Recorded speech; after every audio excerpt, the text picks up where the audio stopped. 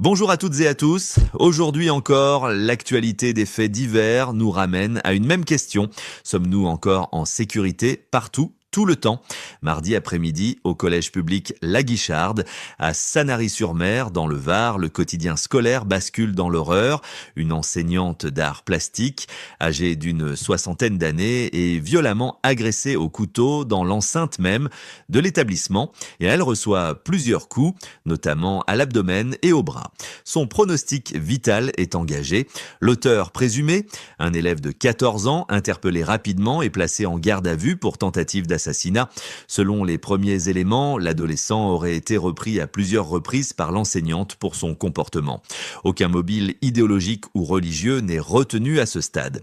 Les réactions sont immédiates. Le ministre de l'Éducation nationale se rend sur place. Direction maintenant la Défense, aux premières heures du matin, à la sortie d'un bus noctilien. Une touriste québécoise, que nous appellerons Xuan, livre devant la cour criminelle de Nanterre un récit glaçant. Elle raconte avoir été suivie par deux hommes après être intervenus pour défendre une autre passagère importunée dans le bus. Malgré ses refus répétés, malgré ses tentatives d'explication, les deux individus la poursuivent.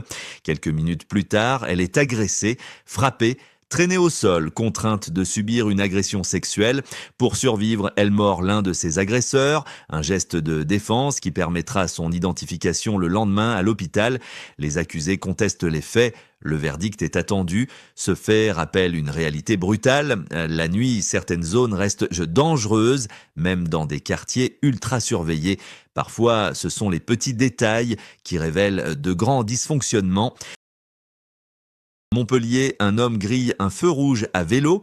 Rien d'exceptionnel, mais le contrôle révèle bien plus. Vélo électrique volé depuis 1 an et demi, ressortissant algérien de 24 ans, en situation irrégulière, déjà sous obligation de quitter le territoire français. L'homme est conduit au centre de rétention administrative de Nîmes en vue de son expulsion. Il affirme ne pas connaître l'origine frauduleuse du vélo, prétendant le louer à un tiers. Merci à tous de nous avoir suivis. On se retrouve demain pour de nouvelles actualités. D'ici là, restez vigilants et surtout, n'hésitez pas à partager vos expériences ou vos conseils en commentaire. Votre témoignage peut aider d'autres personnes à éviter le pire. Abonnez-vous à la chaîne et rejoignez la communauté des gardiens du quotidien pour ne rien manquer des prochaines alertes, faits divers et conseils de sécurité. Parce que prévenir, c'est déjà agir.